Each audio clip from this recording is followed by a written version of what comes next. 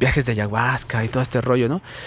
Y yo más bien siento como que es como un poco como esta pérdida, ¿no? De identidad, de un poco de como hallar el sentido, ¿no? Que mucha gente se está buscando, ¿no? Y trata de refugiarse en este tipo de cosas, ¿no?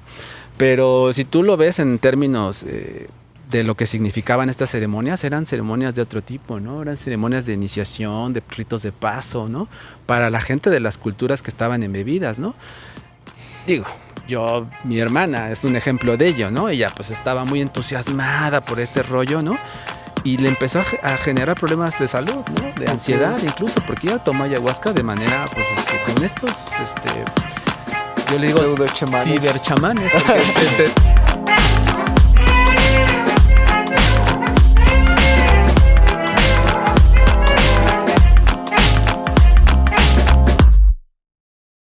así como dicen que ve pasar su vida ante sus ojos, ante la muerte. No, imagínese así espero que no. desde donde nació, cómo creció y Okay, sí. cómo terminó dedicándose a lo que se dedicó, lo que quiera, lo que usted considere más relevante, no solamente en el ámbito profesional, pues. Bueno, sí, está bien.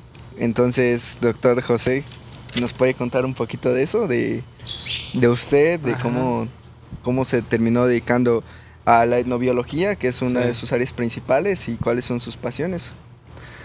Bueno, muchas gracias por la invitación, Sebastián, Misael. Bueno, yo soy José Blancas, soy de los baby boomers, digamos, de esa generación. Ok.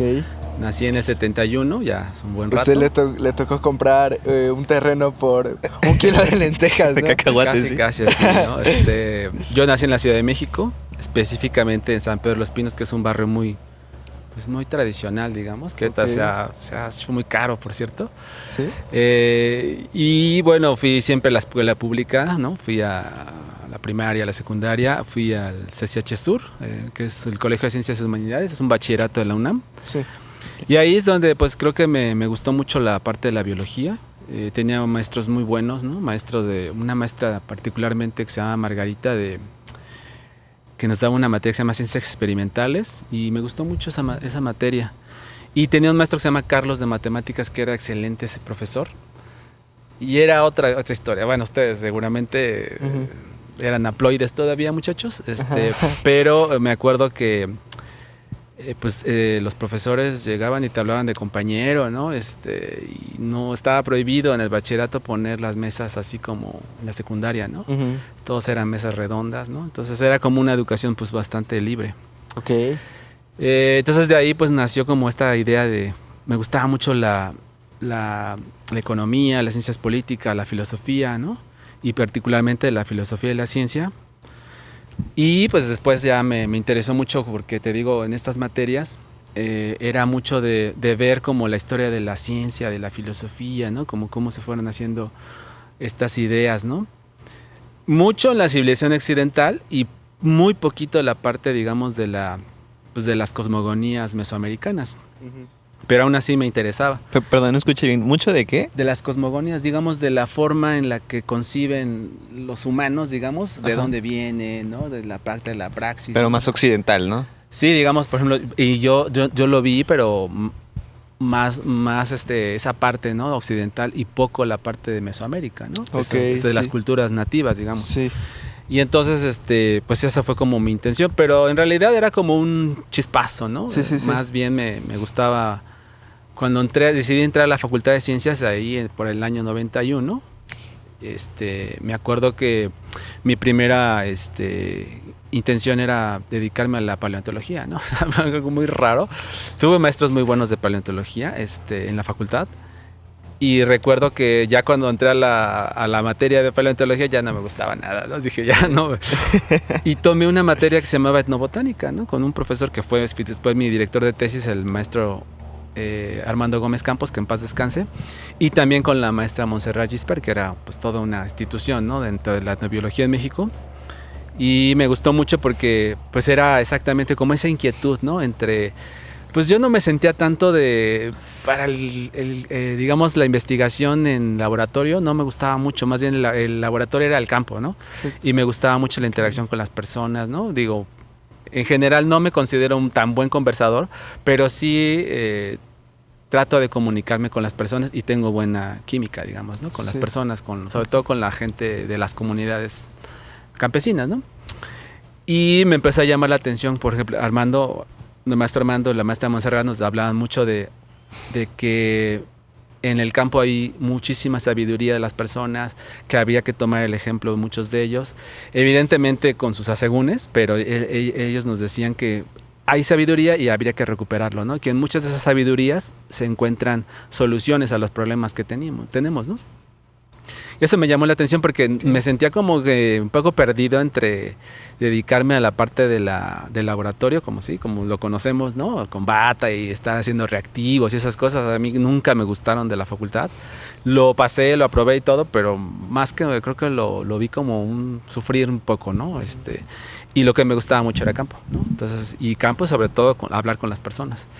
Entonces, cuando viene la materia esta etnobotánica, me doy cuenta que existe esta orientación y me empieza a gustar mucho, ¿no? Y empiezo a leer, ¿no? Acerca de la importancia de México como uno de las, digamos, del desarrollo de esta disciplina, ¿no? Porque hay como escuelas, ¿no? La escuela francesa, la escuela norteamericana, y ya hay más bien una escuela mexicana que fue, digamos, la que fundó el maestro Hernández X, Fray Hernández Xolocotzi, que paradójicamente fue un agrónomo que se formó en Estados Unidos, se formó en Berkeley, o sea, imagínense ustedes, ¿no? Pero mexicano. Es mexicano, nació en Tlaxcala, de padres mexicanos, pero se fue a trabajar, pues muy chico, se lo llevaron a Estados Unidos y ahí hizo el doctorado. ¿Cómo en qué año estamos hablando más? Pues estamos hablando de los 50, hasta el siglo pasado, ¿no? Más o menos.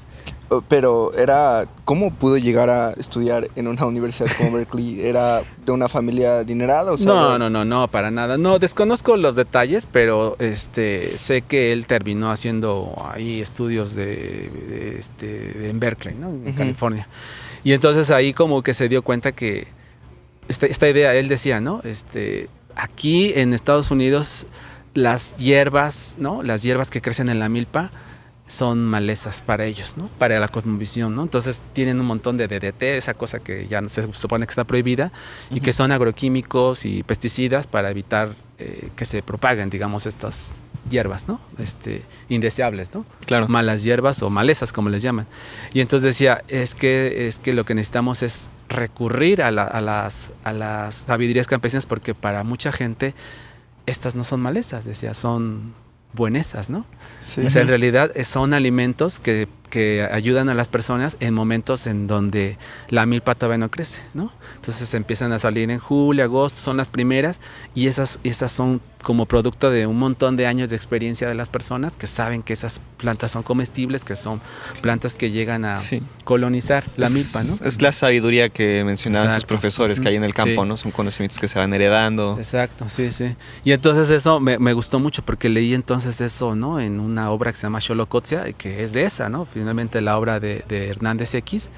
Y él es como que inaugura propiamente la escuela, la orientación, digamos, de la etnobiología en México, con un sentido mucho más particular, ¿no? Con referentes de aquí. De México. No, o sea, sí, evidentemente tenía pues referentes de la escuela norteamericana, porque de ahí abrevó él, pero más bien como que le quiso dar otro cariz, y él es un punto muy importante, ¿no? En la etnobiología, particularmente porque supo adaptar y supo leer, digamos, esas sabidurías cuando estaba de moda esta idea del progreso, ¿no? Como que la ciencia nos va a dar la solución a todo, la ciencia occidental. Bueno, ciertamente la educación americana tiene una tendencia bastante técnica, ¿no? Claro. Entonces, imagínate en los 60s, ¿no? O sea, cuando toda esta idea de la escuela de ir a la luna. Cuando empezaba el sueño americano. Exactamente. Bueno, ya estaba, ¿no? Pero digamos que a nivel mundial ya se había impuesto, ¿no? Entonces sí creo que eso sí fue muy importante, como que él regresó sobre sus pasos, ¿no? Un poco Hernández X. Y a partir de ahí ya había una playa de gente formándose con base en esa filosofía, ¿no? De regresar a esas sabidurías, porque tenemos un escenario ideal en México, ¿no? Tenemos 69 grupos indígenas, 250 y tantas variantes dialectales, ¿no? Entonces de muchas lenguas. Y eso, pues cada lengua tiene una propia forma de entender el mundo, de nombrar las plantas, los fenómenos ecológicos, biológicos, etcétera. Y entonces esa es una forma, digamos, de ir explorando, ¿no? A mí me gusta mucho darle o hablar, creo que ya lo habíamos hablado antes, Farah, Sí. sobre... Leí un libro, me parece que es de Luis Villoro, que habla sobre el prejuicio cientifista que empieza a surgir a finales del siglo pasado y que creo que se perpetúa hasta ahora, el cómo la mayoría de conocimientos que no pueden pasar por una metodología científica los descartamos. Sí. Entonces, tal cual dice, ¿no? Hay un montón de formas de conocimiento que se han creado a través de los años que no precisamente pasan por el método científico, la metodología científica, pero que no por eso dejan de ser valiosos, ¿no? Claro. Y el recuperarlos, el poder estudiarlos, no es incompatible esta fusión Exacto. de los saberes tradicionales con la ciencia moderna, ¿no? Y yo creo que es ideal, ¿no? Mantenerlo de cierta manera y seguir estudiando las cosas los avances que ya se han hecho antes y más allá en diferentes culturas, ¿no? Porque algo que me emocionaba bastante de hablar con usted es el hecho de que las ciencias sociales y muchos sistemas que queremos cambiar, que necesitamos cambiar porque no estamos teniendo una armonía, creo, correcta con nuestros recursos, requieren experimentación, ¿no? Entonces, eso yo creo que es de las grandes barreras, ¿no? Que existen justamente para intentar darle una nueva perspectiva a los sistemas incompatibles con nuestros recursos. Decir, bueno, ¿qué otro sistema podemos aplicar? ¿Qué otro sistema se puede adaptar? No solamente de forma teórica, ¿no? O sea, de forma práctica. Entonces, no es como que alguien pueda hacer un experimento e intentar aplicar un nuevo sistema económico, sistema de producción, tratando de hacer un experimento en vivo con un montón de personas que pues pones en riesgo hasta sus vidas, ¿no? Entonces yo creo que hay culturas que han pasado por un montón de estos contextos diferentes y poder adaptarlos creo que es como muy valioso, ¿no? Sí, bueno, justo es eso un poco lo que dices, ¿no? En realidad estamos... fíjate, hay un libro muy interesante, no me acuerdo el título, de Guillermo Benfield, ¿no? Que habla sobre eso, ¿no? Como este estudioso, digamos, de los pueblos indígenas que hablaba sobre esa vertiente olvidada, ¿no? De la gente. Y eso lo escribió en los años 60, 70, ¿no? O sea, cuando te digo, hay un resurgir, digamos, de esa idea de... Digamos, quizás está como muy en la tónica del indigenismo, ¿no? Que tiene muchas críticas, evidentemente. Pero hay una parte muy interesante y positiva que habla sobre la recuperación de la memoria, ¿no? ¿Por qué? Pues justo lo que dices, ¿no? Porque hay procesos adaptativos, ¿no? Que aunque no son experimentos como tales, sí, digamos, a largo, son formas de adaptarse a diferentes cambios, pero de largo plazo, ¿no? O sea, no es como metes el bicho, la célula, ¿no? Y haces no, aquí son, digamos, pueblos, ¿no? Que tienen como ciertas condiciones en términos sociales e incluso en términos ecológicos, ¿no? Qué tan determinante puede ser uno de esos factores y que puede resultar más o menos en experiencias similares, ¿no? En contextos similares la gente se adapta a ese tipo de cosas, ¿no? Y eso lo han hablado un montón de autores, ¿no? Hay un libro bien interesante que se llama Colapso, ¿no? De Jared Diamond, seguramente ustedes lo han leído, que es un ornitólogo gringo o norteamericano que trabajó mucho tiempo en Indonesia, ¿no? Y habla sobre por qué unas sociedades colapsan y otras permanecen, ¿no? Y habla de como condicionantes, ¿no? O sea, digamos, son experimentos como históricos de largo plazo que no duran, pues algunos pueden durar como el Imperio Romano, no sé, muchísimo tiempo, y otros son como más como lo que estamos viendo en la actualidad, ¿no? Mención para el Imperio Romano. Ajá, ¿no? Bueno, hablan específicamente de los mayas, de los vikingos, de los polinesios que colonizaron la isla de Pascua, ¿no? Y cómo este tipo de cosas, ¿no? Como ciertos vecinos, ¿no? Que pueden ser hostiles, o el comercio, o el desarrollo de ciertas tecnologías te pueden llevar a la prosperidad, ¿no? Ajá. O cómo de plano, por ejemplo, la parte ambiental también, ¿no? Cómo te puede condicionar de alguna manera. Tiene muchas críticas, evidentemente está en el libro, pero lo que me llamó mucho la atención es que son experiencias de largo aliento, ¿no? No queda solamente como anécdotas, ¿no? Entonces eso también recupera mucho de lo que hace la gente en el campo, ¿no? Porque tienen una memoria que ha pasado a lo largo del tiempo y que se han sabido adaptar a las condiciones actuales, ¿no? Uno pensaría, y por paradójico, ¿no? El conocimiento tradicional, pues la tradición tiene que ver, no es algo estático, ¿no? O sea, lo pensaríamos así, ¿no? En muchos sentidos, ¿no? Bueno, Porque, es que está tradicional, ¿no? No, o sea, la tradición tiene que ver con apertura también al cambio, si no, no llegaría a este punto, ¿no? Como dice Berkes, ¿no?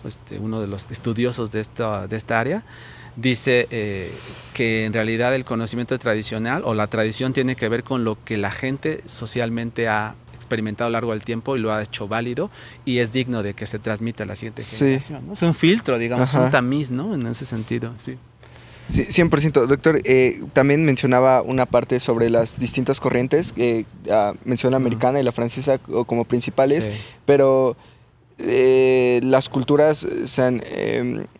ha habido un montón de culturas en cada parte y en cada rincón del mundo. Esa es como la peculiaridad de los seres humanos, del Homo sapiens. Y... No, incluso culturas no humanas, ¿no? Si lo ves en ese término, ¿no? Digo, ahí meteríamos en otra discusión, ¿no? Pero hay culturas no humanas en ese sentido. O sea, ¿cómo? Pues los chimpancés, por ejemplo, pueden tener una forma de transmitir conocimiento. Aparecen mucho en este podcast los chimpancés, ¿verdad, Misael? Sí, bueno, sí, pues, son nuestros primos, ¿no? Diferimos 2%. El próximo invitado va a ser un chimpancé. Bueno. ¿Puede ser? Bueno. Somos chimpancés. El tercer chimpancé, dicen por ahí. ¿No? Es bonito. Ok, bueno, mencionaba ciertas corrientes y cómo nace la mexicana a mitades del siglo pasado. ¿Usted cree que hay ciertas culturas inexploradas que contienen saberes que muy difícilmente pueden ser alcanzados por la ciencia o que incluso están perdidos?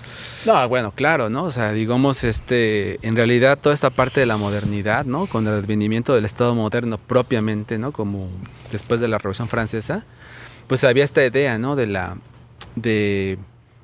progreso, ¿no? O sea, se exacerba. Y eso se reflejó en muchos, evidentemente hay procesos de conquista y de todo este tipo de cosas que significaron en muchos términos la pérdida de mucha población y con ellos sus saberes, pero digamos ya desde la emergencia del Estado moderno, ¿no? Sí hay una pérdida, ¿no? Porque se veía las culturas como un lastre, ¿no? Para la unificación, por ejemplo, México, pues como una entidad como tal, ¿no? Sí. Pues es un mosaico de muchas culturas, pero para los liberales, por ejemplo, del siglo XIX, pues en realidad ellos tenían esta idea del Estado-nación como una forma única, ¿no? Sí. Donde se hablara español, como que todas las demás cuestiones culturales eran pues un lastre, ¿no? Sí. Para el progreso y todo este tipo de cosas, ¿no? Ya creo que eso cambió, digamos, después del finales del siglo XX, pero ya en muchas de esas culturas, ¿no? Bueno, yo tengo conocidos en muchos pueblos en donde dicen que pues sus abuelos les pegaban a sus papás para que no hablaran su idioma, ¿no? Y eso lo vemos en Morelos, lo vemos en Oaxaca, lo vemos en Puebla, ¿no? Mi bisabuelo. Ah, sí, ¿no? Entonces, y era una cosa, ¿por qué? Porque el maestro pues traía esta idea, ¿no? De que estos son lastres para el progreso, ¿no?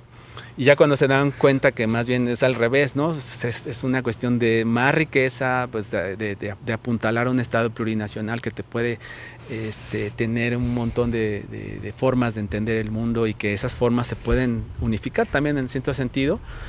Pues yo he visto mucha gente en muchas comunidades que se sienten mexicanos, ¿no? Sin problema, sí. ¿No?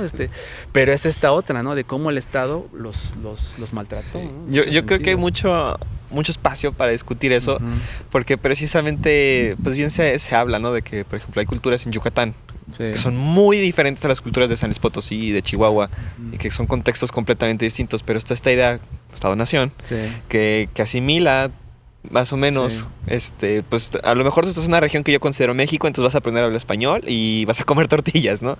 Entonces eso precisamente es lo que ha jalado también y ha hecho que progresemos juntos, ¿no? O sea, tiene como tanto su cosa buena como su cosa mala, ¿no? Sí, bueno, también es cierto que hay grupos, culturas más conservadoras que otras, ¿no? Conservadoras en el aspecto de que son menos proclives, digamos, a los intercambios o a, por ejemplo, ¿no? Los huirráricas, ¿no? Son los huicholes, mal llamados huicholes, ¿no? O huicholes llamado por los españoles. Pues ellos son muy conservadores, ¿no? Por ejemplo, ¿no? Hay cosas, o sea, conservan mucho la tierra, la forma de manejar las costumbres, ¿no?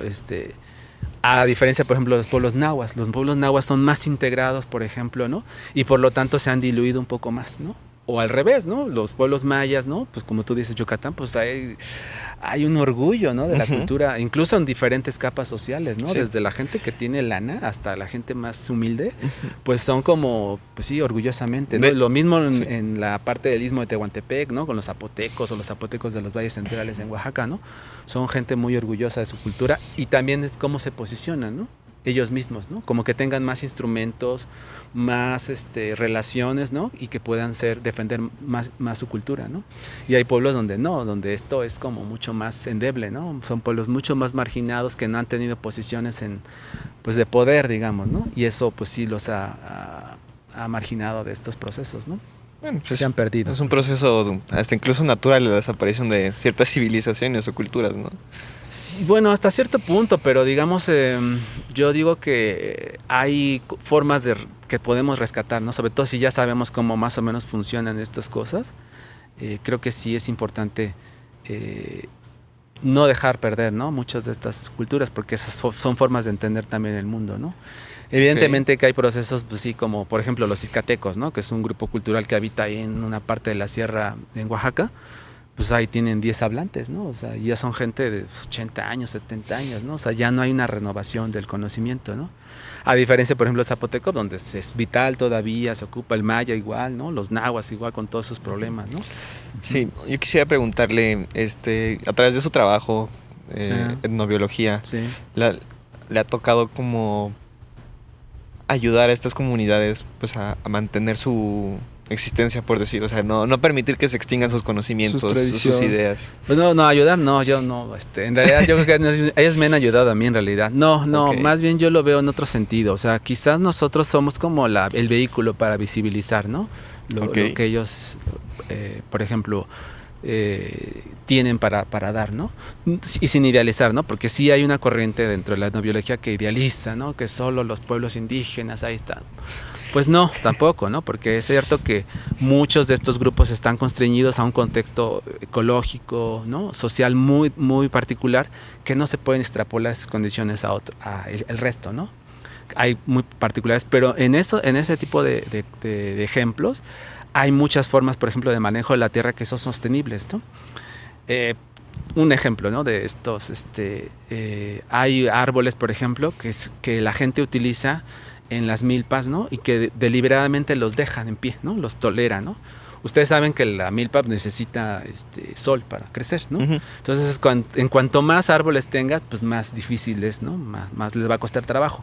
Entonces, por eso se tiene que abrir, ¿no? Digamos, el terreno, si es un terreno más o menos nuevo, se apertura y se dejan ciertos árboles, pero no se dejan todos, se dejan solo aquellos que tienen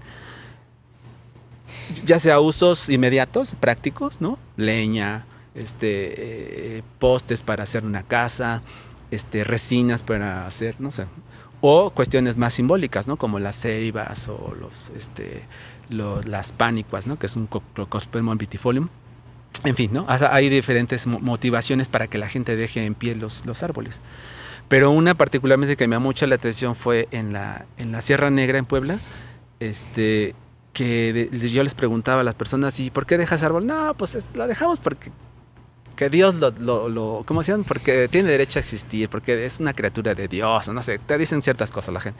Pero ya cuando empiezas a profundizar, en realidad la gente te dice, no, bueno, es que las hojas de estos árboles son el abono, ¿no? Son abono para que la milpa no necesitamos nosotros agroquímicos, por ejemplo, o necesitamos pocos, ¿no? Y entonces te das cuenta que pues estos árboles son caducos, ¿no? Cada octubre tiran hojas. Tiran las hojas y estas hojas sirven como para abonarlo, ¿no? Y es uno de los mejores abonos, ¿no? Que existen. Wow. Los ailes, ¿no? Son unos arbolitos muy bonitos. Ese es un ejemplo, ¿no? Y el otro es que, por ejemplo, en muchas zonas de la mariposa monarca, pues ustedes saben que es un área que se descubrió, bueno, ya existía, pero digamos refugio de las mariposas monarcas en los 70s, ¿no? Fue como a mediados de los 70s, se hicieron, pues se aperturó, digamos, al turismo. Y a partir de ahí empezó a crecer, pues como esta idea de un turismo bastante invasivo y muy pernicioso, digamos, que lo que al traste, pues se fue reduciendo el refugio de la mariposa monarca, ¿no? A grado tal que está muy fragmentado el bosque ahora, ¿no? Y eso se ha potenciado por tecnologías, ¿no? Ciertas tecnologías. Uh-huh. por ejemplo, los árboles tienen meristemos de crecimiento, ¿no? O sea, son pequeñas yemas que les permiten crecer, ¿no? Entonces, si tú ese meristemo lo calientas, el árbol ya no retoña. Hay árboles que, por ejemplo, muchos encinos, tú los puedes cortar con un hacha o no, y los rebrotes, los tocones, rebrotan. O sea, un árbol que está talado completamente, vuelve a salir el árbol, ¿no? Esa es una capacidad que tienen las plantas, ¿no? Sí, no me quedó claro qué es un meristemo. Bueno, son como una acumulación de células, ¿no? Que te indica, pues, que vas a crecer, ¿no? Te va a salir una rama, te va a salir una yema de una flor, lo que tú quieras, ¿no? Entonces, digamos que ahí son células, ¿no? Ok. Que lo que hacen es una instrucción para crecer, ¿no? Entonces, los árboles lo tienen, ¿no? Generalmente en la parte apical, ¿no? Del árbol, en la parte de arriba, ¿no? Okay. O en la parte lateral también, ¿no? Pero entonces, ¿qué es lo que sucede? Con el advenimiento de las motosierras y todo este tipo de cosas, lo que haces es calentar el árbol, ¿no? Entonces, con este calentamiento que se hace cuando la fricción que hace la sierra eléctrica, claro, lo que haces es matar el meristemo y por lo tanto esa tecnología ya no permite que se rebroten los árboles. Y mucha gente lo sabe en el campo, te dice, no, es que si usamos la motosierra ya no va a brotar, ¿no? El bosque, ¿no? Entonces, hay gente que incluso en la Sierra Negra es capaz de renunciar a esas tecnologías que te puede hacer la vida mucho más, digamos, más fácil, ¿no? O sea, yo creo que tú, Sebastián, yo creo que has cortado leña y te has dado cuenta el esfuerzo que implica, ¿no? Pues imagínate ahora cómo a la gente le puede significar sintetizarles la vida o tener una motosierra. Lo tiene, ¿no? Pero cuando el dilema es tener la motosierra y hacer la vida más sencilla o renunciar a esa tecnología en aras de tener el bosque para la leña finalmente y para otras cosas, pues mucha gente decidió eso, ¿no? Bueno, y eso no es fácil, ¿no? Yo creo que es incluso la gran recompensa del trabajo duro, ¿no? Exacto, sí. Pues cosas como esas, ¿no? Sí. Sí. Doctor, le quería preguntar sobre... nos gusta hablar generalmente con nuestros invitados también sobre los grandes logros en las áreas o que usted no simplemente porque los demás crean que es un gran logro, sino porque usted particularmente le fascine algo que ha podido rescatar la etnobiología, particularmente aquí en la corriente mexicana, sobre algún saber de las tradiciones mexicanas. Bueno, no, mira, yo me considero muy afortunado porque digamos que de la gente que formó la teoría, digamos, en cuanto a la etnobiología de México, no puedo decir mexicana, pero de México, digamos, con estos ejemplos y todo, pues yo me formé con muchos de ellos, ¿no? Y eso me da mucho gusto, ¿no? Porque a partir de aquí ahora yo puedo transmitirlo a los estudiantes, ¿no? A mis propios estudiantes, ¿no? Como espero que así sea, ¿no? Esa pasión, ¿no? Y lo que a mí me interesa mucho es eso, ¿no? Tratar de sacar las experiencias de las personas, no en un ánimo extractivista, sino en un ánimo más bien de compartir los conocimientos, ¿no? De poder, un poco lo que me preguntaba Sebastián, de esta idea de retribuir a la gente, ¿no? La manera en que yo creo que podemos retribuir es visibilizar y darle su lugar a estas personas, ¿no? A este conocimiento que tienen ellos. Porque así como tú me lo preguntas, ¿no? ¿Cuáles serían como los aprendizajes, ¿no? Uno de que en particular a usted le fascine. Te digo, yo creo que uno es que hay un montón de conocimiento en las comunidades, pero lamentablemente no hay un reconocimiento, ¿no? Por parte de las instituciones en este caso, ¿no? Y te voy a poner un ejemplo muy claro. Yo trabajé muchos años en Tehuacán, que es una zona árida, ¿no? Bueno, no todo el Valle de Tehuacán es árido, pero lo que conocemos como Tehuacán es árido, ¿no? Llueve, ¿qué será?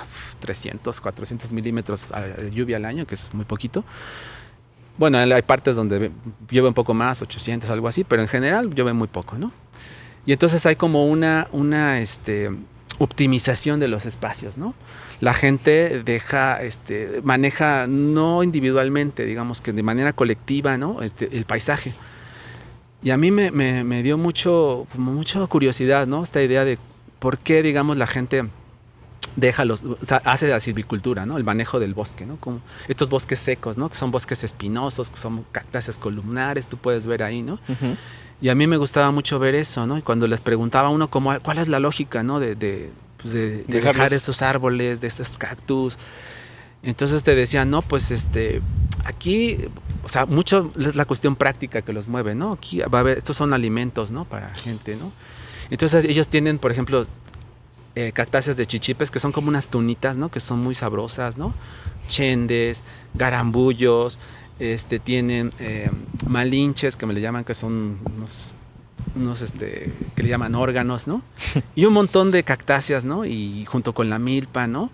Y terraceo, ¿no? Unas terrazas hechas con material vegetal, ¿no? O con piedra en algunos casos, ¿no? Que implica un montón de trabajo y habilidad técnica también, ¿no? Agaves, ¿no? Estos magueyes, ¿no? Que ponen para estabilizar el terreno, ¿no? Y entonces ya cuando te das cuenta como cuál es la lógica, es como no poner los huevos en una misma canasta, ¿no? Digamos, ¿no? Sino el riesgo, exactamente es lo que me dijo un señor, ¿no? Repartes el riesgo, ¿no? A lo mejor no llueve en este terreno, ¿no? Pero tienes otras áreas, ¿no? En las partes más bajas o en las partes más húmedas, en donde tú puedes jugar con ese riesgo. Ok. Y entonces es eso, ¿no? Finalmente como que tratar de apostarle a diferentes escenarios para cuando sucede algo impredecible, ¿no? Una sequía o que llueve de más, ¿no? Porque también la lluvia de más pues afecta. Y esa es la lección que a mí me queda, ¿no? Como un poco lo que decía un campesino que leía en alguna obra que decía, chipiles son unas hierbitas, ¿no? Que sirven para comer, pero decía, regamos las semillas de chipiles cuando no hay en el campo para comer, ¿no? Y es eso, ¿no? Finalmente la gente está como repartiendo el riesgo, yo digo, ¿no? Sí. No lo pone ahí, ¿no? Entonces, eso es una forma en que nosotros también estamos apostando, por ejemplo, pues a lo mejor mucha de la tecnología, ¿no? Digo, yo no soy antitecnología, por supuesto que no. Claro. Pero lo cierto está que no solo es eso, ¿no? Porque, digo, ustedes son muy chavos, pero en mi generación era como que hay un montón de contaminación. Yo me acuerdo que, por ejemplo, cuando yo vivía, te digo, hay una avenida que se llama Avenida Revolución, y es una avenida ahorita intransitable ya, o sea, hasta vuelta de rueda vas, pero me acuerdo cuando yo era niño, pues había tranvías, ¿no? Y veías pues pasar, no había nada de tráfico. Y de repente se empezó a hacer muy caótico y muy contaminante, y la respuesta que decía la gente en la televisión era, pues la ciencia va a resolver esto, ¿no? Sí. En algún momento va a resolver, no importa, ¿no? Y lamentablemente ahora somos como parte del problema en muchos sentidos. Sí, es lo que quería hablar, y de nuevo mi parte favorita, la que me encanta hacer siempre en el podcast, como... ¿Qué tiene que ver con los simios, no? Ser crítico con el sistema en el que vivimos, y lo mencionaba al principio de la plática que estábamos teniendo. Creo que es súper evidente que estamos viviendo una crisis de armonía con nuestro entorno, ¿no? Y le digo, ¿no? Hay una dificultad enorme para plantear nuevas propuestas diferentes al capitalismo, en el que podamos coexistir con nuestro entorno y con nuestros recursos sin la necesidad de explotarlos al punto de acabar con ellos, ¿no?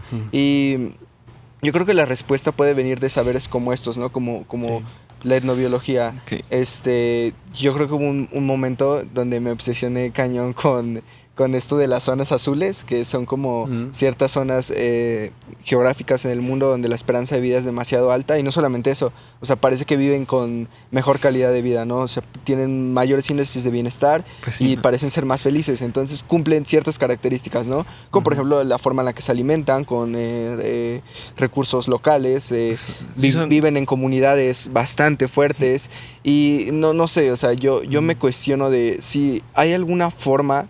Si es posible, o sea, ¿cree usted que es posible adaptar alguna forma de vida de culturas anteriores que puedan ser compatibles con este sistema globalizado y que está tan arraigado en nuestra psique el producir y el consumir tanto?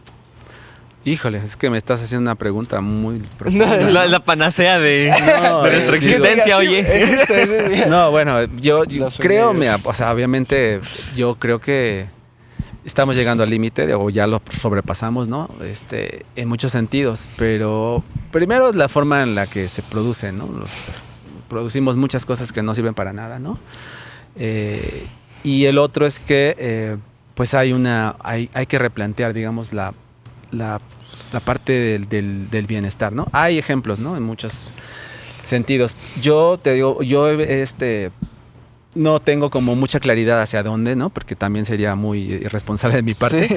Pero lo que sí creo es que, por ejemplo, en México necesitamos y en general en los países, Sí. saber cuál es la vocación nuestra, por ejemplo, ¿no? O sea, no es sensato estar produciendo alimentos en áreas en donde hay que extraer muchísima agua. Por ejemplo, te hablo de la agricultura industrial, ¿no? Sí. Evidentemente tiene sus ventajas porque permite sostener poblaciones muy grandes. El problema es que es a un costo muy grande, ¿no? Entonces es el problema. Entonces, si partimos de esta idea de los años 80, ¿no? En donde autores como Víctor Toledo hablaban, y todavía hablan de regionalizar las visiones, digamos, ¿no? De cada lugar, ¿no? Por ejemplo, Okay. sabemos que al sureste hay mucha agua, ¿no? Y que digamos que el capital o el beneficio más importante ahí sería conservar mucho la naturaleza. En los años 50 del siglo pasado, esas áreas se les llamaban áreas ociosas, ¿no? Okay. O sea, no había esta idea de la biodiversidad, había esta idea como de que pues, son áreas que no, o sea, son susceptibles de ser colonizadas. Y se colonizaron, hubo esfuerzos del gobierno por desmontar la selva para sembrar, Pemex. Y también para la ganadería, por ejemplo, ¿no? Ah, La ok. ganadería se extendió muchísimo en Sí. Chiapas, en Tabasco, ¿no? Ok. Y entonces esas áreas, pues te das cuenta que ahí no puede haber ese tipo de ganadería, ¿no? Y en áreas donde puede haber ganadería, pues la debes de hacer de manera, pues, muy, digamos, controlada. Y lo mismo la agricultura, ¿no? O sea, no es lo mismo que estemos produciendo con tasas de evapotranspiración de las más altas en Sinaloa, jitomates, por ejemplo, a tenerlo en otros lugares, ¿no? Entonces, como que hay como una disonancia, ¿no? Entre cómo se deben producir las cosas y lo que se hace actualmente, ¿no? Entonces, tendría que haber un reajuste, ¿no? En donde, pues sí, digamos, el sur puede producir alguna serie de cosas que tiene muchísimos, el norte otra, es el centro, y entonces como que tener cuál es la vocación de cada región de nuestro país en términos culturales, en términos de alimentos, en términos... Y eso es una forma, pero creo que no se está dispuesto como a ese tipo de cosas. Sí, ¿no? ahora que lo señala así, antes de que empezara a hablar yo tenía más bien como una noción de que era desarrollar nuestra tecnología pensando un poco o concientizando sobre el bienestar de la diversidad, o de la biodiversidad, pero ahora que lo pone así, yo creo que tiene que ver más bien con las instituciones de poder, ¿no? Que rigen esta manera de controlar el campo, ¿no? O de manejarlo. ¿Cómo son algunos partidos políticos en su caso, no? Tiene que ver también con procesos también de las mismas comunidades, ¿no? O sea, ustedes han ido seguramente a Cuetzalan, ¿no? Y hay procesos pues como de empoderamiento, ¿no? De las propias personas, ¿no? Tan es así que tienen hasta sus propias redes de comunicación, ¿no? Sus propias telefonías locales, ¿no? Sus propias monedas, ¿no? Que hacen intercambios, pero son cosas regionales, ¿no? Eso no lo vas a poder trasladar a todo el país, ¿no? Entonces, cuando pensemos más bien en términos de un mosaico de culturas que deben de tener complementariedad, ¿no? Porque así existe también en la naturaleza, ¿no? Las interacciones positivas. Hemos hecho mucho énfasis en las interacciones negativas, ¿no? Bueno, ustedes seguramente estudiaron biología, o si estudiaron biología, Sí, en la prepa. Ajá, en la prepa. ¿Y qué les dicen, no? Casi que todo se estructura, el ecosistema, por la competencia, ¿no? Que el depredador se come al otro, ¿no?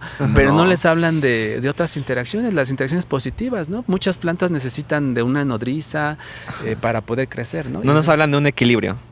Y de complementariedad, ¿no? ¿Cómo que complementa? Y peor que eso, bueno, al menos en mi caso, digo, no estuvo mal, pero fue bastante técnico, no fue una educación en biología. No aterrizaba, ¿no? Como algo más... O sea, como que eran unas nociones técnicas, sí, pero orientadas a que si yo quiero ser biólogo, ya tengo como los principios para después hacer una planta o un maíz o lo que sea, que se pueda producir a gran escala o cosas así. Sí, todo con el pensamiento de producción. Sí, claro, ¿no? o sea, yo en mi caso pues estuve en una escuela privada, ¿no? Y sí estaba como en las jerarquías, o sea, se veía luego. Uno de los casos que yo más critico y que como que más me causa conflicto es la producción sin precedentes y desmedida de carnes. O sea, el mundo parece una granja gigante, o sea, matamos cerdos, vacas, gallinas,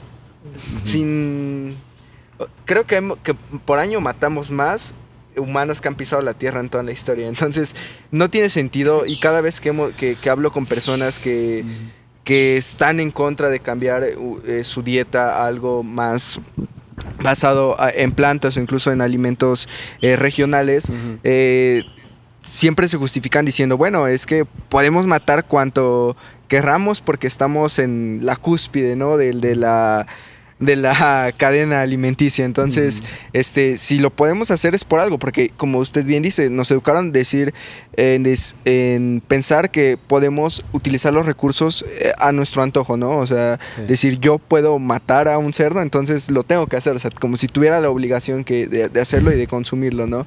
O sea, no, yo creo que es importante como esta educación, este cambio de mentalidad de saber que podemos coexistir justamente con los otros seres vivos, dígase plantas, animales, y todo eso, porque no solamente no le estamos haciendo un bien al ecosistema, sino a nosotros mismos, porque nos olvidamos que somos parte del ecosistema. Nos vemos como tan diferentes, tan especiales, y yo creo que tarde o temprano la naturaleza nos va a terminar recordando que no somos tan especiales como lo creemos, y que tenemos que aprender a convivir con... Sí, fíjate, y en ese sentido hay cosas, y digo, vuelvo a recurrir a esta parte de los mitos, ¿no? Que quizás desde la parte de la ciencia más dogmática, yo digo, porque evidentemente hay muchas formas también en la ciencia. Hay ciencia pues mucho más acorde al diálogo como de saberes, ¿no? Y una ciencia mucho más dogmática, ¿no? Que solamente siente que la verdad la tiene, ¿no? Ciertas orientaciones. Yo no puedo generalizar, pero sí creo que hay esta parte donde, por ejemplo, valoran algunos mitos, ¿no? Y el papel de los mitos en la conservación, ¿no? Esta idea, por ejemplo, de un colega que documentó mucho, por ejemplo, toda esta idea de la cacería, ¿no? Que tú lo puedes ver quizás desde una perspectiva urbana como que no cacen animales, ¿no? Pero digamos en muchas comunidades es parte también son ritos de iniciación, ¿no? Sí, ritos seguro. De paso, y en muchos sentidos es como recordarte tu pasado, ¿no? Sí. Pero vuelvo un poco a lo que decía, ¿no? Hay una ceremonia en Yucatán que habla sobre la renovación del permiso para cazar, ¿no? Y entonces digamos que es como un código de ética, digamos, ¿no? Del cazador. Entonces se llama la ceremonia de la carabina, que de hecho incluso está creo que en YouTube. Es un colega que se llama Didac Santos, que hizo un documental sobre eso, ¿no? Y habla sobre la renovación del permiso para cazar dentro de las comunidades mayas. Y decía él que cada cierto tiempo el cazador debe de conservar las quijadas, ¿no? del venado, ¿no? Porque cazan venado. Sí. Y los tiene que regresar al bosque, ¿no? Y hace todo un ritual ahí. Y evidentemente se compromete pues a cazar a ciertos, solamente a animales, ¿no? Machos, por ejemplo, no chiquitos, ni hembras, ni mucho menos, ¿no? Y hay como un permiso como renovación, porque si no, hay como esta idea, ¿no? De que el señor del monte te va a castigar, ¿no? O sea, hay como esta idea, ¿no? Que a ojos de mucha gente debe decir, ay, qué tontería, ¿no? Pero en realidad cumple una función en términos de la conservación porque te permite tener una racionalidad, ¿no? Y lo mismo con los bosques, ¿no? O sea, tú ves cuando la gente pues va a la leña o va, pues, por ejemplo, esta parte de Tehuacán, la gente, pues no hay árboles muy grandes, ¿no? Pero ellos saben que ciertas, toman, digamos, lo que se cae, ¿no? Digamos, del bosque. Es muy raro que una gente vaya a cortar algo, ¿no? Porque sabe que en términos de la transgresión, ¿no? De sus tabús y todo eso, forma parte de su idiosincrasia, ¿no? Y esto está interesante. Esa es una área donde pues, ustedes en la biología van a ver mucho, ¿no? Mucha de esta descripción del tabú, del papel, del rito, ¿no? En la conservación, ¿no? Los mitos, ¿no? En la conservación. Y es una área muy interesante, muy bonita, ¿no? Que muchos antropólogos lo han hecho, pero menos biólogos, ¿no? Porque ya le están queriendo dar como una interpretación distinta, ¿no? Pero en muchos sentidos sí tiene una lógica, ¿no? Sí, nos empezamos a meter en un terreno un poco extraño, porque aquí ya junta lo que, bueno, para mí sería como la complejidad de un sistema. Sí. O sea, la biología, vamos, o sea, nosotros vemos que se cae un esqueleto y para nosotros puede ser basura, pero está lleno de nutrientes para el suelo, ¿no? Pero de algún modo el humano que habita esta región, esta tierra, termina generando como un sistema de creencias en relación a lo que ve, ¿no?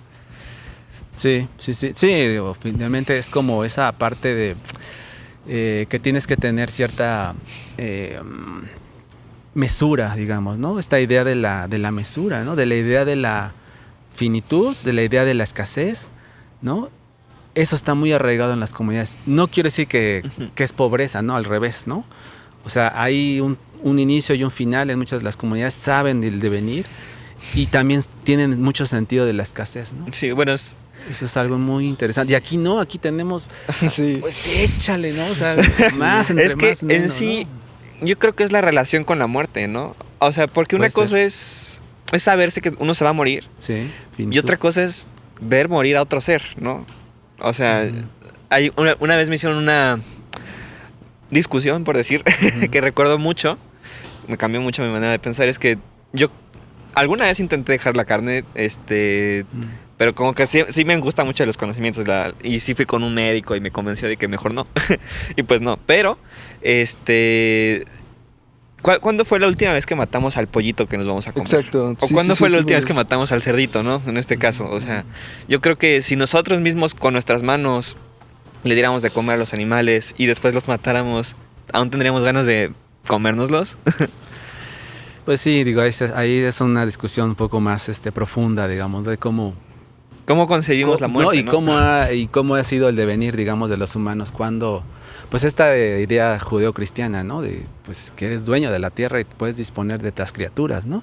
Pues la tenemos internalizada en muchos sentidos, ¿no? Sí, y digo, es como cambiar nuestra relación con la propia tierra, ¿no? Sí, con los árboles, sí. con las plantas, ¿no? Digo, nosotros mismos, ¿no? En la casa, pues vimos una araña y la dejamos, ¿no? Porque sabemos que hace algo, ¿no? Contra los bichos indeseables, ¿no? Pero hay veces en que pues es un dilema, finalmente tienes que comer, tienes que hacer otras cosas, ¿no? Creo que ese es el problema, pero más bien lo que decía Misael, ¿no? Ese es el problema, ¿no? La escala a la que estamos ahora produciendo, ¿no? Con la idea de satisfacer pues cosas que no son necesidades, ¿no? En realidad son pues esta idea de cuánta comida se tira, ¿no? Cuánto gastamos para producir alimentos, ¿no?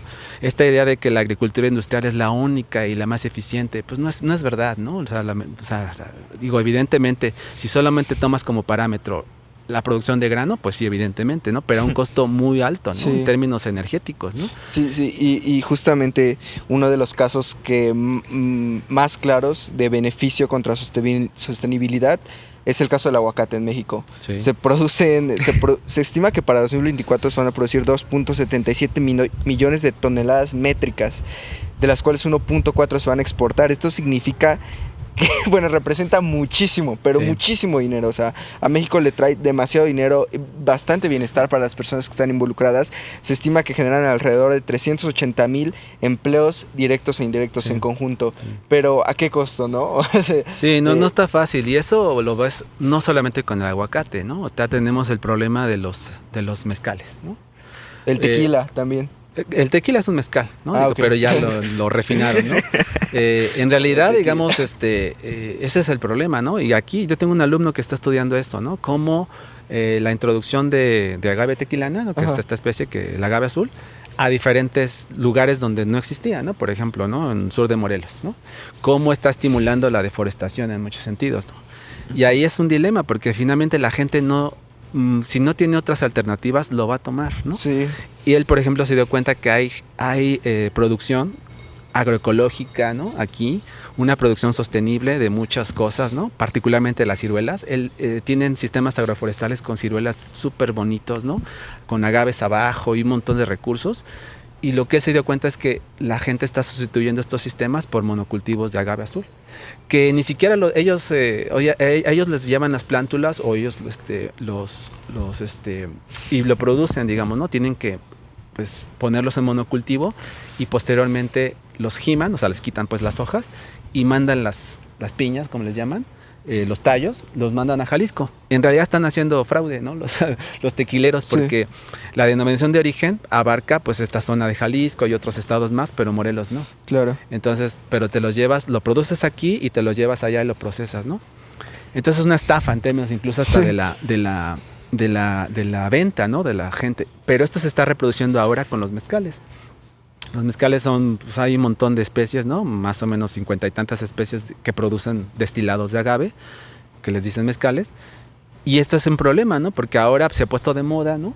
Y entonces ahora tienes el problema reproducido por 54 veces, ¿no? Ahora, pues, tú vas a Oaxaca o vas a la colonia Roma en Ciudad de México, pues ya todo mundo es mezcalier y anda haciendo degustaciones, pero no sabes cómo se está produciendo esto, ¿no? ¿A costa de qué, no?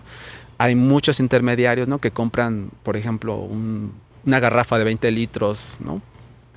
Muy barata y le ganan 10 veces más, ¿no? Por el hecho de llevártela, ¿no? Sí. No le das un reconocimiento porque el mezcal, bueno, ustedes eran muy chavitos o no nacían, era una bebida de pobres, ¿no? O sea, quien tomaba mezcal era, ya estás, pero en las últimas. No sé, me acuerdo. No, pero ahora ya es lo premium. Hasta la roca. Y no sé qué tantos artistas ya tienen su mezcal. Sí, ¿no? Pero sí es rico. No, bueno, sí. Pero lo que digo es como un poco cuestionar un poco cómo se está produciendo, ¿no? Sí, claro. Y qué se está haciendo, ¿no? Yo creo que más que produciendo es esta relación que tenemos con el producto, ¿no? O sea, de repente, digo, es marketing al final, pero tú dices, ay, pues yo quiero tener esta experiencia y este tema que también salió mucho, el de la mezcalina, ¿no? Que se produce de una cactácea, si no me equivoco. Del Lophophora williamsis, del peyote, pues. Uh-huh. Ajá, exacto. Y ahorita parece que está en peligro de extinción porque mucha gente ya quiere como que estar a la moda de que tuvo este viaje y lo que sea, ¿no? O sea, ya que tocamos el tema, también quería mencionar un poquito esta controversia que existe, ¿no? Sobre, mencionar un poquito sobre tradiciones que se tenían y muchos de las ceremonias rituales que tenían en Mesoamérica y un poquito en el sur de América, en el uso de hongos y ayahuasca y la prohibición, ¿no? que existe durante el siglo pasado. Este tipo de cosas son tradiciones o saberes que vale la pena conservar, o cree que es más una cuestión social la prohibición de todo esto, de todas estas sustancias. Pues no me considero experto en ese tema, evidentemente, pero digo, sé que hay mucho de esnovismo, ¿no? En muchas partes de esto, ¿no? De estar como a la moda, ¿no? Yo he visto muchísimos anuncios, ¿no? Viajes de ayahuasca y todo este rollo, ¿no? Y yo más bien siento como que es como un poco como esta pérdida, ¿no? De identidad, de un poco de como hallarle sentido, ¿no? Que mucha gente se está buscando, ¿no? Y trata de refugiarse en este tipo de cosas, ¿no? Pero si tú lo ves en términos de lo que significaban estas ceremonias, eran ceremonias de otro tipo, ¿no? Eran ceremonias de iniciación, de ritos de paso, ¿no? Para la gente de las culturas que estaban embebidas, ¿no? Digo, mi hermana es un ejemplo de ello, ¿no? Ella pues estaba muy entusiasmada por este rollo, ¿no? Y le empezó a generar problemas de salud, ¿no? De ansiedad incluso, porque ella tomó ayahuasca de manera, pues, con estos, yo le digo ciberchamanes, porque te contactan por internet y haces una ceremonia y lo intentan adornar de muchas formas, pero yo digo que es como banalizar, ¿no? Como un poco banalizar este tipo de cosas. Eso se debe hacer en un contexto pues de las comunidades, ¿no? Claro. De la gente, y yo siento que es más marketing que otra cosa, ¿no? Y como eso, pues muchas cosas, ¿no? Han sucedido, sí, ¿no? Claro. Con la gente de que va a Wirikuta o que va al desierto potosino, chihuahuense en busca del jicuri, ¿no? Lo mismo, ¿no? Esa es un poco como esta idea de retorno a lo natural, pero entendido de manera, pues yo creo que muy mala manera, ¿no? O sea, creo que no se descontextualizado, ¿no?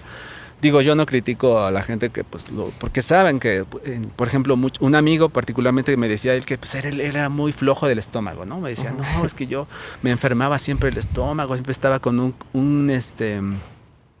¿cómo le llaman? Un ánimo así como decaído, ¿no? Y entonces su mamá le decía, no, pues tú necesitas algo, que reanimarte, ¿no? Como que lo veía muy apagado. Y pues fue a Huautla, ¿no? A comer hongos, ¿no? Y este muchacho y dice, me curé porque iba con el ánimo, pues, de que sí, que, o sea, no fue como el ánimo de un viaje, ¿no, sino el ánimo de respetar eso, y él, ahorita lo ves y es una persona diferente completamente, ¿no? Wow. Pero digo, es que yo respeto eso, ¿no? O sea, ese tipo de cosas, ¿no? Cuando se respetan pues, como a la gente, ¿no? Más que una cuestión de mercadotecnia o de que está de moda y vamos a probar, ¿no? O sea, digo, cada quien es dueño de lo que quiera hacer, pero sí creo que es como comprender un poco más el contexto, ¿no? Por eso siempre les digo a mis estudiantes, si tú vas a trabajar en esa comunidad, debes ser experto y debes ver la etnografía, debes saber la historia, debes saber todo de esa comunidad. Y a veces me sorprende porque las mismas personas dicen, ay, ¿usted cómo sabe eso, no? O sea, en las comunidades, pues es que tú te vas al archivo y ves, ¿no? Como ese tipo de cosas, y a la gente le gusta mucho reflejarse, ¿no? Como ver que tú sabes de su historia, ¿no? Y eso pues te abre puertas, ¿no? En muchos sentidos, ¿no? Te abre muchas puertas y puedes conversar de manera más franca con las personas, ¿no? Conectar.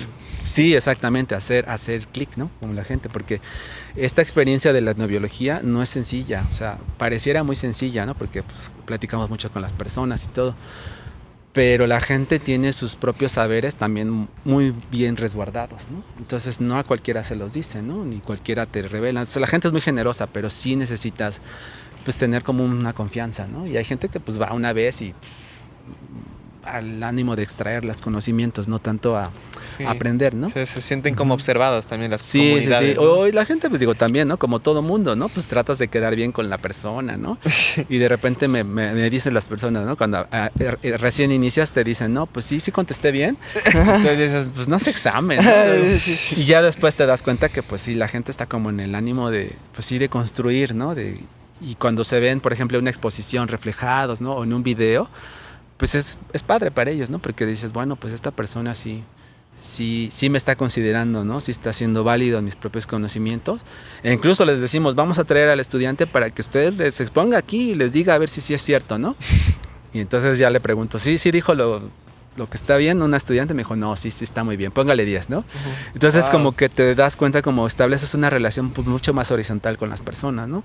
Y eso pues a la gente le gusta, ¿no? No en el ánimo de tú vas a enseñarles, ¿no? O sea, al revés más bien, ¿no? Tú vas a aprender de ellos, ¿no? Y eso creo que muchos en la etnobiología pues lo tenemos, ¿no? Espero. Ok. Hay ahorita que hubo estas elecciones, una de las preguntas que se les hacían en los debates presidenciales y cosas que tenían que presentar dentro de sus propuestas era justamente la conservación de las comunidades y sus tradiciones, porque también existe una crisis de esto. Parece que están desapareciendo ciertas comunidades y creo que no se le, al menos yo, mi perspectiva, no vi una propuesta clara en este sentido, y de cierta manera no los culpaba en el sentido de que no se me ocurría cómo se podía pelear contra la enorme globalización que cada vez avanza más por la hipercomunicación que existe en el mundo moderno. ¿Usted cree que existe alguna forma de preservar este tipo de comunidades y tradiciones? Yo creo que sí, o sea, una principal idea es el autogobierno, ¿no? O sea, que desde sus propios contextos y de sus propias necesidades la gente plantee su forma de organizarse, ¿no? De organizar su territorio, de organizar sus autoridades, ¿no? Y que el gobierno les respete. Claro, ¿no? que sean sujetos de derecho, ¿no? Porque digo, hay muchas comunidades que de facto están así, pero no son sujetos de derecho, ¿no? Y eso es un problema porque pues no tienes acceso a los créditos, no tienes acceso a los beneficios, digamos, de los programas de gobierno, etcétera. Entonces sí debe hacerse en la política pública, tiene que reconocer el valor, digamos, de las comunidades para esto, ¿no? Y digo, y esto es una discusión de siglos, quizás, ¿no? Lo que tenemos, ¿no? Pero reconocer que México, esta entidad, ¿no? Política llamada México, se compone de muchas visiones del mundo, ¿no? En donde evidentemente el español y en general esto que llamamos el castellano, pues sí es una parte muy importante, ¿no? Pero hay otro componente que no lo hemos explorado y no lo hemos visto, no lo hemos valorado en su justa dimensión, ¿no? En las formas de manejar la tierra, pero no solamente en eso, sino también en la perspectiva de futuro, en la educación, por ejemplo, en los valores. Ese tipo de cosas creo que no se han explorado todavía. Hay ejemplos, ¿no? En Oaxaca, ¿no? Con las universidades de la comunalidad, ¿no? Hay otros ejemplos en otras regiones de México, pero son muy marginales todavía, ¿no? Creo que sí necesitamos replantear muy bien como nuestra política hacia las comunidades indígenas, pero también a muchas comunidades que no necesariamente son indígenas, son comunidades campesinas que tienen un montón de ejemplos que darnos, ¿no? Sobre el manejo de la tierra, pero también sobre la autogestión en términos políticos, ¿no? En muchos sentidos. Creo que por ahí puede ir la cosa, ¿no? Y ya, digamos, teniendo esa parte, pues la regionalización, ¿no? Cómo este país, este territorio lo organizas para que las cosas sean más eficientes sin necesidad de sacrificar el capital natural y por supuesto las personas, ¿no? Porque pues ahora parece que el único destino que estamos dejando a las comunidades rurales es la emigración, ¿no? Y eso pues está... Y eso también es una pérdida, ¿no? Por ejemplo, una de mis alumnas trabajó en Tres Marías aquí, ¿no? Con transmisión de conocimiento, ¿no? Los niños ya saben menos, ¿no? De las plantas, ¿no? Las conocen por el internet o por...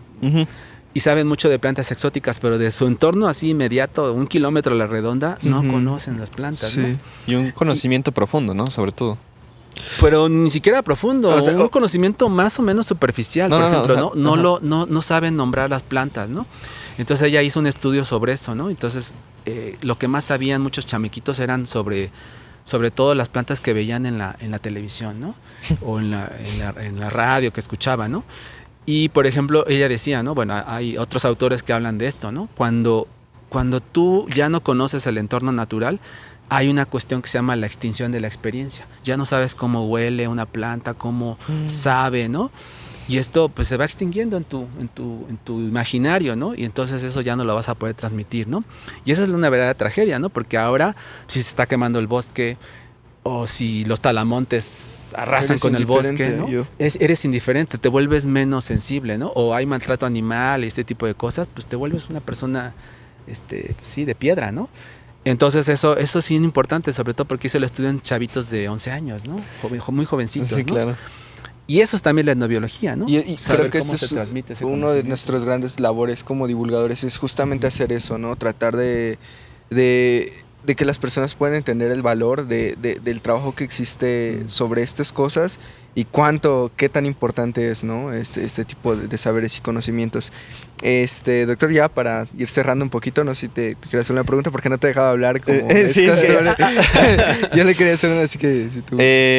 Bueno, pues, es que ahorita como que no sé cómo formularla, pero más o menos cómo sería el panorama actual, porque me parece que México ha pasado, desde el Telecán sobre todo, por un proceso de capitalización, pero yo creo que se venía rigiendo a sí mismo por estas comunidades, pues digamos, externas o exteriores a los centros urbanos, ¿no?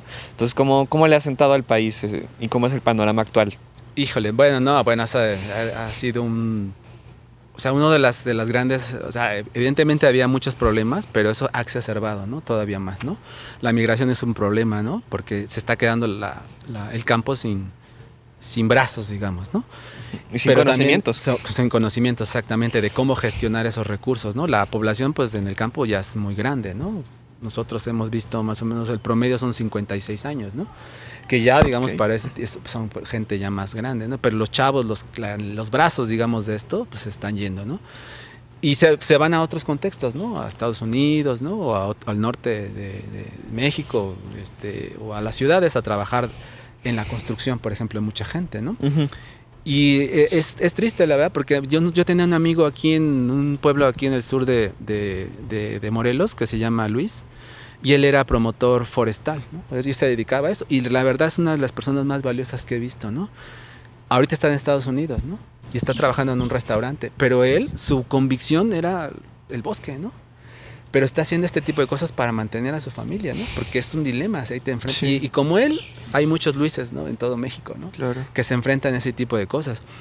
Y bueno, en términos de lo que dicen del Tratado de Libre Comercio, por ejemplo, en Tlaxcala, cuando es una zona pues, que se producía mucho pulque, por ejemplo, ¿no? Desde el siglo XIX, final del siglo XIX, y esta bebida, pues que tiene un montón de probióticos y este tipo de cosas que la fueron vilipendiando, la fueron ninguneando en aras de elevar la cerveza, ¿no? Por ejemplo, ¿no? Claro. Y entonces hay como una correlación entre el declive del pulque y el ascenso de la cerveza, ¿no? En muchos sentidos. Y muchos de estos sistemas, digamos, donde se producía el pulque eran sistemas agroforestales, ¿no? En donde pues se produce también maíz, pero también se produce pulque, ¿no? Agaves. Y muchos de estos sistemas se fueron cambiando para producir la cebada, para producir la cerveza, ¿no? Y eso se potenció mucho con este rollo del Tratado de Libre Comercio, ¿no? En muchos sentidos, ¿no? Sí. Se fue desplazando estos cultivos del maíz tradicional y se fue aumentando el cultivo de la cebada. Y no sabemos si la cebada corresponda a ese ambiente, ¿no? Sí corresponde, digamos, porque es un ambiente frío y todo, pero digamos no es algo que la gente se va a comer, ¿no? La cebada es un forraje, ¿no? En realidad, ¿no? Digo, sí podemos comer avena y otros cultivos de las áreas frías, pero no en este sentido, ¿no? Entonces, ese es uno de los grandes problemas, ¿no? Que ha traído, ¿no? Pero sobre todo, más bien, es el cambio en el estilo de vida, ¿no? O sea, ese es profundamente, ¿no? El cambio en los... Creo que lo importante. Y tú te das cuenta, ¿no? Por ejemplo, vas a cualquier centro histórico de Oaxaca, de Tuxtla Gutiérrez, de San Cristóbal, de San Luis Potosí, todos son iguales.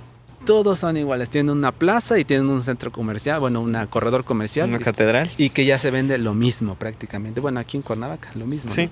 Entonces, como ese factor identitario que te hace diferente de los demás sin llegar al etnocentrismo, creo que sí es importante mantenerlo, ¿no? Y muchas comunidades son así, ¿no? Yo iba a la Sierra Negra a hacer trabajo de campo y había un pueblito aquí a 2 kilómetros, la variante dialectal era otra, ¿no? El saludo, o sea, se entendían, digamos, ¿no? Como, haz de cuenta, como el portugués y el español, sí, más o menos. Pero de esa manera, de ese grado, ¿no? De que a 2 kilómetros ya hablas otra variante dialectal, a 5 kilómetros otra. Muy Oaxaca. Sí, ¿no? Entonces ahí son como esos universos, pero cada quien mantiene su propia identidad, ¿no? Wow. Y eso te da pues una lección pues interesante, ¿no? Ahora ya todo el mundo come lo mismo, ¿no? Ya ves lo mismo en todas partes, ¿no? Y cuando pues tú quieres diversidad, ¿no? Estamos hechos también de eso, ¿no? Eso nos mueve también y eso nos enseñan las comunidades, ¿no? Tratar de diversificar nuestros alimentos, nuestra forma de mirar, ¿no? La naturaleza, ¿no? Eso es importante. Pero ya creo que ya me desvié de tu pregunta. Sí, no, de la pregunta. Sí, no, pero está bastante interesante. Son conocimientos muy valiosos, la verdad, y que hace falta darles visualización en México, porque no hay mucha gente que verdaderamente esté consciente de esto. Sí, yo creo que eso es un poco lo que, para terminar, como corolario, es la idea de que necesitamos no rescatar o visibilizar esos conocimientos, no como una cuestión nostálgica, ¿no? Así como de museo, traes la pieza, no, sino que son conocimientos vivos, que son conocimientos válidos y que son conocimientos que se pueden adaptar a la actualidad, ¿no? Eso. Y eso es, yo creo que lo más importante, ¿no? Y porque ahí hay un montón de lecciones que se han transmitido por cientos e incluso miles de años, ¿no? Y que esa gente es depositaria de esos conocimientos, ¿no? Y que la oralidad también tiene sus virtudes, ¿no? O sea, estamos como muy acostumbrados a esta idea de que todo lo vamos a tener en los libros. Sí, evidentemente los libros tienen muchísimas ventajas, pero la oralidad también, ¿no? La oralidad te permite tener como una expresión muy concreta del alma, ¿no? En muchos sentidos, ¿no? Que cosas que no te lo dan a veces los textos, ¿no? Sí, ¿no? Sí. Algo que se sale del método científico tradicional. Sí, finalmente, pero muchos son complementarios, fíjate. Yo he visto muchos que la gente está también muy ávida de complementar mucho de esto, ¿no? Entonces creo que tenemos que tener una actitud distinta en la ciencia, como de saber que hay problemas que se pueden resolver en términos globales, evidentemente. Hay otros que tienen que tener las habilidades locales necesariamente, si queremos tener éxito en esto, ¿no? La conservación no es un asunto meramente biológico o no es un asunto biológico, sino que es un asunto que tiene que ver con otras cuestiones, ¿no? Las decisiones, la política pública, ¿no? O sea, pensar esta idea como de que pues, somos biólogos y vamos a salvar a la naturaleza, pues es como lo que le pasó al Grizzly Man, ¿no? Sí. ¿Vieron ese documental ustedes? El de Netflix, si no me equivoco. ¿Cuál? El Grizzly Man, este cuate que quería salvar al oso, ¿no? No, lo tengo que ver. Ya no te digo lo demás porque es chocante, pero, o sea, nadie nos está pidiendo ese tipo de cosas, ¿no? O sea, como de nosotros no vamos a salvar a nadie, simplemente vamos a tratar de visibilizar los conocimientos de las personas y darles su lugar, ¿no? Y me parece que eso nos va a ayudar muchísimo a nosotros, ¿no? Y lo podemos hacer en contextos urbanos. La pandemia nos fue una lección para todos, ¿no? Sí. Ahí hubo gente que se puso a hacer su huerto, ¿no? En su casa, pues, empezó a entender lo que es la producción de alimentos y lo que puede significar una catástrofe como la que sucedió, ¿no? En términos de disponibilidad, digo, por mucha tecnología que tengamos, no vamos a comer computadoras, ¿no? Vamos a tener que sacar los alimentos de alguna parte, ¿no? Y si nos estamos acabando los territorios para producir los alimentos, esa va a ser una y al final de cuentas lo que no entiende la gente que tiene este pensamiento que mencionó en algún momento de, bueno, estamos en una crisis, pero ya encontraremos alguna tecnología que nos rescate, que sea la solución. Sí. Es que al final de cuentas el producir tecnología invariablemente requiere energía y requiere recursos. O sea, requiere. Entonces, ¿por qué estamos tan esperanzados en que vamos a poder seguir produciendo nueva tecnología y nuevas formas de explotar recursos cuando podemos aprender a convivir de forma más armoniosa con lo que ya tenemos, ¿no? Y aprender de culturas que lo han sabido hacer correctamente? Sí. Bueno, yo creo que en algún momento y nos perdimos en ese camino. La tecnología casi se convirtió en un fin en sí mismo, ¿no?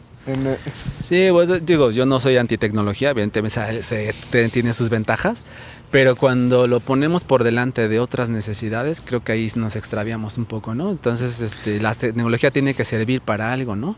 Claro. Y en este caso, pues sí, creo que sí hay que resolver necesidades, pero hay otras más apremiantes, ¿no?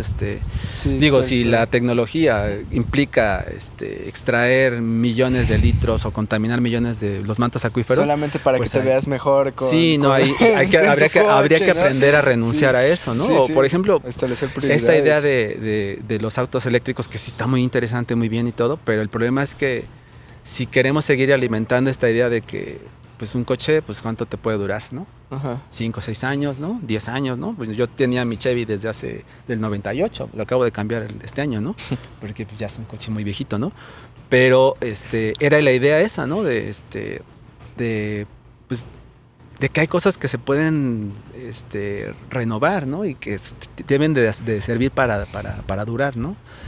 Lo que más se pueda, ¿no? Es inconcebible que podamos tener esta idea de la obsolescencia programada, ¿no? Sí, exacto. Eso está es perverso en muchos sentidos, ¿no? Pero realmente pues estamos participando todos en esto, ¿no? Evidentemente hay responsabilidades mayores, ¿no? De ciertos sectores de la sociedad. Sobre todo, ustedes lo dijeron, ¿no? Hay países que tienen muchas comodidades, ¿no? Y muchos beneficios, ¿no? Un nivel de vida alto, pero es a costa de que un montón de gente se quede sin ellos, ¿no? Esta idea, por ejemplo, del antropoceno, que nos dicen, ¿no? Es que el antropoceno es la huella que dejó la humanidad en la geología, ¿no? Sí, pero el antropoceno es como repartir todos los problemas entre toda la población, como si todo el mundo consumiera lo mismo, ¿no?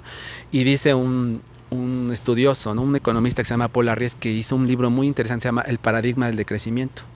Dice que nos enseñan a pensar que solamente podemos superar la pobreza, ¿no? Con el crecimiento económico, ¿no? Y él dice, no, en realidad necesitamos quitar ese del crecimiento económico y fundar otras bases, ¿no? Otro mundo, ¿no? Sí, además porque la definición de pobreza está basada además en la propiedad privada, ¿no? En la acumulación de propiedad privada y el acceso que tienes ahora sí que a los recursos a través de esta misma, de la propiedad privada. Entonces se convierte en un juego en el que te enseñan a acumular más y más propiedad privada, más cosas, y ya que lo tienes, y si lo llegas a conseguir, si llegas a ser de esas personas que estaban abajo y que llegaron a acumular el suficiente dinero, la suficiente propiedad privada, no lo vas a utilizar de forma racional, al revés, planeas castigar de cierta forma o aprovecharlo al máximo, ¿no? Todo lo que puedas tener. Dices, ¿cuánto puedo vivir y cuánto daño puedo hacer? Pero eso acumulativamente ha tratado ha permeado muy, muy fuerte la psique y nuestros deseos. Pues justo con eso, ¿no? Hay este mismo autor que te digo decía que nos han vendido como este espejismo, ¿no? De que si trabajas, te superas, haces una serie de cosas, vas a poder desarrollarte, ¿no? Dicen así, ¿no? De hecho, así decían, ¿no? El mundo subdesarrollado y los países desarrollados. Pero en realidad es un espejismo, ¿no? Uh-huh. O sea, cuando es como la zanahoria, ¿no? Y el conejo, ¿no? Cuando ya llegaste, en realidad no llegaste, ¿no? Por ejemplo, ¿no? Esta idea de que vamos a tener el nivel de vida de los países industrializados alguna vez, ¿no? Esa es como la panacea que nos dicen, ¿no? En realidad no, ¿no? O sea, en realidad eso no es posible, porque dice este muchacho Paul Arries, dice, para tener el nivel de vida de un francés promedio, no del rico, no, un francés promedio que viaja en transporte público y todo que va a la escuela pública, etcétera, la humanidad necesita 6 planetas Tierra, los recursos de 6 planetas Tierra. Entonces no hay manera, ¿no? O sea, no hay manera. Esto en realidad es lo que dice, entonces necesitamos bajar a la forma del Estamos jugando consumo. En un juego amañado. Sí, en realidad sí. Y ahí es donde te digo, o sea, ahí cobra más importancia esas sabidurías locales, ¿no? En donde pues ese estilo de vida mucho más austero, más compatible con la naturaleza, se vuelve como una necesidad, ¿no? Y además donde los parámetros de bienestar son otros. O sea, lo que tú deseas, lo que tú buscas, es algo compatible con el bienestar general y no nada más propio. Claro, sí, la acumulación ahí, digamos, sirve para otros fines, para repartirse, ¿no? Sí. Incluso fiestas patronales y todo esto tienen un sentido, ¿no? Pero esa es un poco la idea, ¿no? Tratar de observar esa racionalidad de las personas y tratar de emularla en nuestros contextos urbanos, ¿no? Sí. Porque lamentablemente, pues ahora ya se invirtió, ¿no?